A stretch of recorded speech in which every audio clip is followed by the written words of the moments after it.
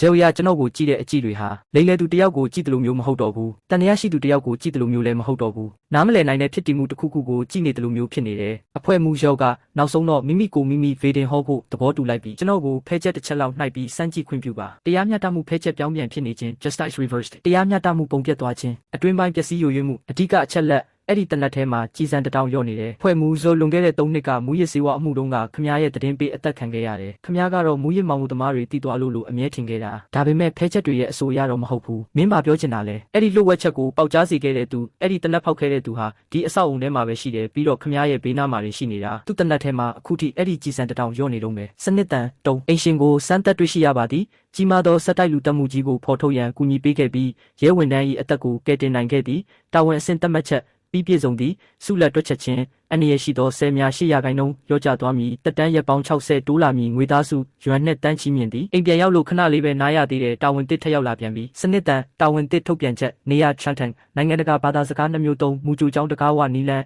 အယိုးကိုစမ်းသက်ခြင်းနှင့်စာလုံးကိုခွဲချမ်းစိတ်ဖြာပြီးပါရမီကိုတိုင်းနာခြင်းတာဝန်ဖောက်တဲ့3ယောက်ကိုလက်ခံပြီးမှကန်အောင်ဟောပြောရမည်မူကြိုကျောင်းဟုတ်လားချန်တန်ကနိုင်ငံတကာမူကြိုကျောင်းကဒီမျိုးရဲ့အကောင်းဆုံးပုဂ္ဂလိကကျောင်းပဲတစ်နှစ်ကျောင်းလားခရွမ်3သိန်းရှိပြီးအဲ့ဒီကိုပို့နိုင်တဲ့ကလေးတွေရဲ့မိသားစုနောက်ခံကမသေးလာဘူးဒါကငါ့ကိုခက်ခဲအောင်လုပ်လိုက်တာပဲအခုလေးတင်ရထားတဲ့ဆုလက်နဲ့ပေါင်းရင်တော့သူ့အသက်က4လတောင်မပြည့်တော့ဘူးတာဝန်တွေကိုမလုပ်ရင်ကင်ဆာဆဲတွေကသူ့ကိုစောင့်နေမှာမဟုတ်ဘူးဒုတိယမြောက်နေ့မူကြိုကျောင်းတကားဝါသို့ရောက်ရှိလာခြင်းပါရမီကိုတိုင်းနာခြင်း3နှစ်သားရွယ်မှာအိုမင်းတဲ့အထိမြင်နိုင်ခြင်း3ကြိမ်ဟောပြီးရင်စိုင်သိမ့်မီဘာလို့နေတာလဲဆိုင်ဖွင့်နေတာပါတီနေရာကပုဂ္ဂလိကကျောင်းရှိဖြစ်လို့ဆိုင်ဖွင့်ခွင့်မရှိဘူးမြင်မြန်ထွက်သွားပါမဟုတ်ရင်ကျွန်တော်တို့အေးအေးယူရလိမ့်မယ်ဒီနေရာကစီမင်သားယာကတတ်မှတ်ထားတဲ့လူသွားလမ်းမှာကျောင်းရဲ့စီကအဲ့ဒီလေကားထက်အပေါ်မှာရှိတာကျွန်တော်စီးမကြော်ပါဘူးဒါပေမဲ့လည်းမရဘူးမင်းကမျိုးပြအလှပကိုထိခိုက်စေတယ်ကျွန်တော်မျက်မမြင်လန်းကိုလည်းမပိတ်ထားဘူးမိသက်လန်းကျောင်းကိုလည်းမပိတ်ထားဘူးခမားတို့လက်ပါမယ်ဆိုရင်တော့ကျွန်တော်ခမားတို့ကိုအကြမ်းဖက်ဥပဒေစိုးမိုးမှုနဲ့တိုင်ကြားမှာဖြစ်ပြီးဗီဒီယိုပါတင်လိုက်မယ်ဒါဆိုရင်လည်းနည်းနည်းဝေးမှနေပါမိဘတွေကလေးလာကြိုတာကိုမပိတ်ပါနဲ့ပထမမြောက်ဖောက်သည်စဖို့မှုပါရမိပါတော့ကလေး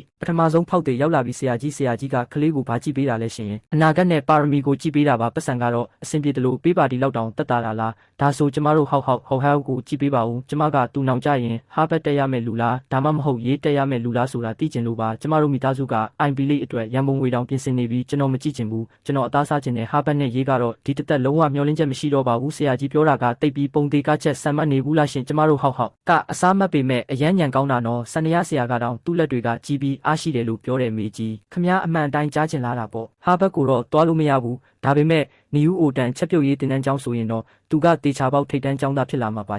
ရှင်ဘာရီလျှောက်ပြောနေတာလဲကျမတို့မိသားစုကသူ့ကိုပြုစုပြောထောင်ဖို့တစ်နှစ်ကိုဘလောက်ကုန်လဲရှင်တီလာစနေရတင်တန်းမြင်းစီတင်တန်းကောက်တီးတင်တန်းကျူရှင်ဆရာတီးတန်9တာတင်တစ်နှစ်ကိုရွမ်2တန်းကုန်လဲရှင်ကသူ့ကိုစဖို့မှုဖြစ်မဲ့သူလို့ပြောရတယ်နော်အမေကြီးအဆန်ဘလောက်ကုန်လဲဆိုတာနဲ့ပါရမီဘယ်မှာရှိလဲဆိုတာကတီးချားစီပါခမားသားရဲ့လက်ကောက်ဝတ်အယိုးတိဆောက်ပုံဟာအစီရီနဲ့ဖုံးအုပ်နေပေမဲ့တေချာစမ်းသက်ကြည့်ရင်သူ့ရဲ့လက်ကောက်ဝတ်အယိုးကတာမန်လူထက်ပုံမူကျဝန်းပြီးလက်ဖြံရိုးကြားကလှုပ်ရှားမှုကအရန်ကိုတွက်လက်တာကိုတွေ့ရလိမ့်မယ်ဒါကိုရှေးဟောင်းပေတင်ပညာအရတိမ်လန်မိုးရွာလက်ဝါးလို့ခေါ်တဲ့နားထောင်ရတာတော့တော်တော်လေးစွမ်းပုံရတဲ့အရန်စွမ်းတာပေါ့ဒါကမွေးရပါဒဲအိုးလံဖို့အကောင်းဆုံးလက်ပဲပြီးတော့သူ့ရဲ့လက်ချောင်းစစ်တွေကတိုးပြီးတုတ်တယ်လက်ဝါးကထူထဲပြီးအပူမကြောက်ဘူးမိထိန်ချုံမှုကတိကျတဲ့ကလေးလေးမင်းစန္ဒရတီးရတာပြောရဲလားမပြောဘူးစန္ဒရတန်ကနားထောင်လို့အရန်ဆိုးတာဆရာရဲ့အဲ့ဒီစီချက်ဆက်တန်တောက်ကအရန်စိတ်ရှုပ်ဖို့ကောင်းတဲ့ဟောက်ဘာရီလျှောက်ပြောနေတာလဲမနေ့ကတင်မင်းအဖွားကို Little Star တီးပြသေးတယ်မဟုတ်လားဒါကအဖွားစီကနေဟမ်ဘာဂါလိန်စားခြင်းလို့တီးပြတာပြီးတော့မေချက်တဲ့ထမင်းကအရန်စားလို့မကောင်းဘူးတကယ်ပဲအငံရတာပဲရှိတယ်အန်တီချင်းချက်တဲ့ဝက်သားနီချက်က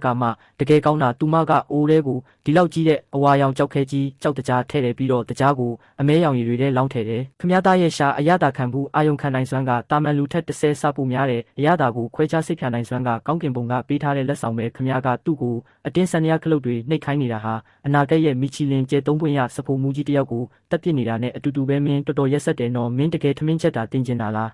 းကျွန်တော်ကြက်ပေါင်ကြီးတွေအကြီးကြီးချက်တက်အောင်တင်ကျင်တဲ့ဆရာကြီးကျမသမီးကိုကြည့်ပေးပါဦးဆရာကြီးကျမသားကမကြာခဏငင်းငောင်ဖြစ်နေလို့ပါဘာဆရာကြီးလဲအခုနကဟာကစွမ်းဆောင်ရည်လို့မခေါ်ဘူးအဲ့ဒီဝါဝါတုတ်ကလေးကကြည့်လိုက်တာနဲ့အစားမတ်တဲ့ရုပ်ပဲမှန်းဆယုံနဲ့တင်မှန်နိုင်တယ်ခမားဘာကြည့်ကျင်လဲငါကမင်းကိုမျက်စိပွင့်သွားအောင်လာပြတာလူတိုင်းကမင်းကိုနတ်ဖရာလို့စွမ်းတယ်လို့ပြောနေကြလို့မင်းတကယ်ပဲစွမ်းမစွမ်းငါကကြည့်ကျင်သေးတယ်ဒါကကျွန်တော်သမီးလင်းရှောင်မှန်ကျောင်းတစ်ခုလုံးကအတိမတ်ပြုထားတဲ့ပါရမီရှင်မင်းကလေးပေါ့3နှစ်သားမှာတန်ကြပြ300ကိုအလွတ်ရွတ်နိုင်ခဲ့တယ်ငါ2သားမှာကနန်း3လုံးမြောက်ချင်းစားခြင်းကိုစိတ်တွက်နိုင်ခဲ့တယ်အခုတော့မိုက်ခရိုကလကူလက်ကိုကိုယ်တိုင်လေးလာနေပြီအလိုလေးဒီလောက်အရွယ်လေးနဲ့ကလကူလက်လေးလာနေပြီလားဒါကဒဏ္ဍာရီတဲကပါရမီရှင်မင်းကလေးလားဆရာကြီး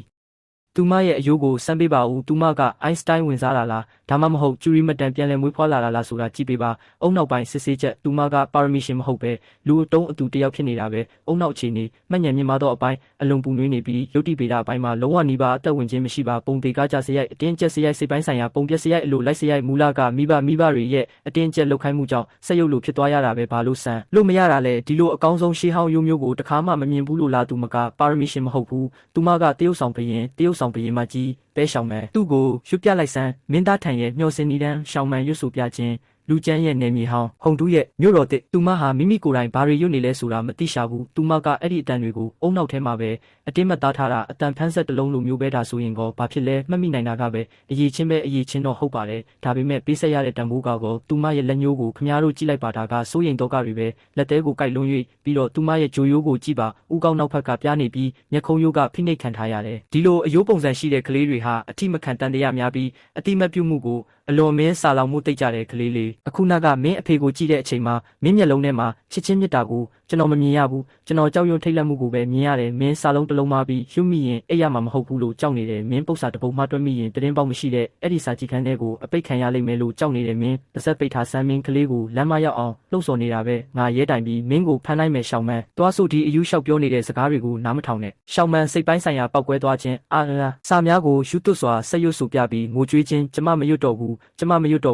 ဖေကျမကိုမရိုက်ပါနဲ့ငါမရိုက်ပါဘူးသူမကိုစိတ်ပညာဆရာဝန်စီခေါ်သွားပြီးပြလိုက်ပါအခုချိန်ဆိုရင်အမိပါသေးတယ်နောက်ထပ်2နှစ်လောက်နောက်ကျသွားရင်အဲ့ဒီကြိုးကလုံးဝပြတ်တောက်သွားတဲ့အခါသူမကပါရမီရှင်ဖြစ်လာမှာမဟုတ်တော့ပဲဉာဏ်ရည်မြင့်မားတဲ့လူမှုပတ်ဝန်းကျင်စန့်ကျင်ရေးဆရာရှိသူဖြစ်လာလိမ့်မယ်မရွတ်နဲ့တော့ဖေမသွားပါတယ်တတိယမြောက်ဖောက်သည်စွန်စားရတာကိုဝါသနာပါတဲ့တထေးကြီးမြေစနစ်တန်တုံးမှန်ကန်သောဟောပြောမှုအကျင့်ရေးနှစ်3မှန်ကန်သောဟောပြောမှုအကျင့်ရေး3ပုံ2ပုံပြီးမြောက်ပါပြီကားအကောင်းစားကြီးတစ်စီးဆိုက်ရောက်လာခြင်းတတိယမြောက်ဖောက်သည်ရှယ်လုပ်ငန်းစုကြီးရဲ့အဖွားကြီးလူငယ်လေးဗီဒင်ဟောဖို့တစ်ချိန်ကြံသေးတယ်မလားတစ်ချိန်ကြံပါသေးတယ်ခမားပါကြည့်ကျင်လဲငါမြေကလုပ်ငန်းကိုဆက်ခံနိုင်မလားဆိုတာကြည်ပေးစမ်းဒီကလေးကရှယ်မီတာစုရဲ့အင်ပါယာကိုထိမ့်သိမ့်နိုင်မလားဆိုတာကြည်ပေးပါအယိုးကိုစမ်းတက်ရပါမယ်ဘာလို့တာလဲသူ့ကိုစမ်းခွင့်ပြုလိုက်ပါစနစ်တန်အယိုးဖွဲ့စည်းပုံစကန်ဖတ်ခြင်းပြီးမြောက်ပါပြီဦးကောင်းထေယိုးပြပြီးအနာတက်မရှိအာနာဆွမ်းပကားယော်နေနေသည်ဦးအောင်နောက်ယိုးတောင်တန်းမဖြစ်ပေါ်သေးဘိုးဘွားပိုင်လုပ်ငန်းကိုဆက်ခံရန်ခက်ခဲသည့်တနတ္တဟာရနန်းဆောင်နှာခေါင်းပေါက်အပြင်သို့ပြူးထွက်နေပြီးနှာခေါင်းတောင်ပံပါလွာကပုံမှန်ပတ်စံယိုစီးမဲ့လက္ခဏာဖြစ်သည်လက်ဝါးလက္ခဏာလက်ချောင်းကြားကျယ်ဝန်းပြီ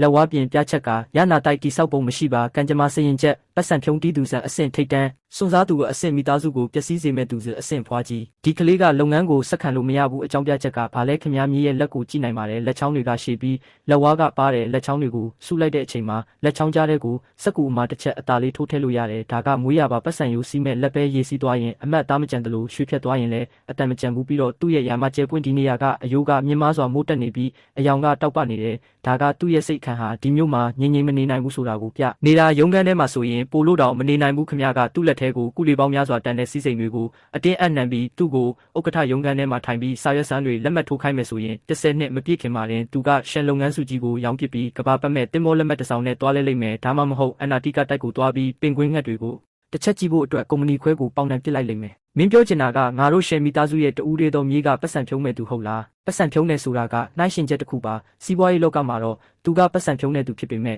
အခြားနယ်ပယ်တွေမှာတော့သူကပါရမီရှင်ပဲဘလို့နယ်ပယ်လဲပတ်စံသုံးတဲ့နယ်ပယ်ပေါ့သူကမွေးရပါစမ်းတစ်တဲ့အရာတွေကိုအာယုံခံစားလွယ်ပြီးမတိသေးတဲ့အရာတွေကိုစူးစမ်းကျင်စိတ်ပြည့်နေနေတာခမရတို့မိသားစုရဲ့ပတ်စံတွေကမျိုးဆက်ပေါင်းများစွာသုံးလို့မကုန်နိုင်ဘူးဆိုရင်သူ့ကိုသုံးခိုင်းတာကပဲကုသိုလ်ရစေမှာပါသူကထိတ်တန့်စွန့်စားသွားလာသူကြီးဖြစ်လာလိမ့်မယ်ရှောင်းပေါင်းမင်းဥက္ကဋ္ဌလှုပ်ချင်လားဖွာဥက္ကဋ္ဌလှုပ်ရင်ချင်းသေးတွေကိုတွားဖမ်းလို့ရလားမရဘူးဒါဆိုကျွန်တော်မလုပ်ဘူးကျွန်တော်အာဖရိကကိုတွားချင်တယ်ကျွန်တော်အန်နာတီကတိုက်ကိုတွားချင်တယ်ကျွန်တော်အင်္ဂါကျိုးကိုပါတွားချင်သေးတာဒီပျက်စီးနေတဲ့မူကြိုကျောင်းထဲမှာပြင်းစရာကြီးနေတိုင်းစာပဲအလွတ်ကျက်နေရတဲ့ပတ်စံဖြုံးတီးသူဟုတ်လားကောင်းတယ်ကောင်းလိုက်တဲ့ပတ်စံဖြုံးတီးသူငါတို့ရှယ်မီသားစု3ဆက်သေးစီးပွားရေးလုပ်ပြီးစုဆောင်းထားတဲ့စီးစိမ်တွေဟာပတ်စံဖြုံးတီးသူကလေးတယောက်ကိုတော့မမွေးမြူနိုင်ဘူးဆိုရင်ဒီဆယ်စုနှစ်တွေအတွင်းမှာအလကားပဲအလုပ်လုပ်ခဲ့တာပေါ့လူငယ်လေးမင်းကငါရှိမာတယ်ငါမြေးကိုပတ်စံဖြုံးတဲ့သူလို့ပြောရတဲ့ပထမဆုံးလူပဲအဖွားကြီးကအမဲရောင်ကပ်ပြားတစ်ခုပေးလိုက်ခြင်းယူထားလိုက်နောက်ကျရင်ပြဿနာတစ်ခုခုနဲ့ကြုံရင်ရှယ်မီသားစုရဲ့နာမည်ကိုပြောလိုက်ပါဇက်လိုက်ကကတ်ကိုမယူပဲစိုင်သိမ့်လိုက်ခြင်းစိုင်သိမ့်ပါပြီဟေးပတ်စံကိုမင်းမယူဘူးလား3ချိန်ပြည့်သွားပါပြီအချိန်ကျော်သွားရင်မဆောင်တော့ပါဘူးပတ်စံဆိုတာအပိုဆောင်ကံကြမ္မာရဲ့အကျိုးဆက်ပဲအများကြီးဆိုရင်ကျွန်တော်မခံနိုင်ဘူးစိတ်ဝင်စားဖို့ကောင်းတာပဲအိမ်တို့ပြန်ရောက်ခြင်း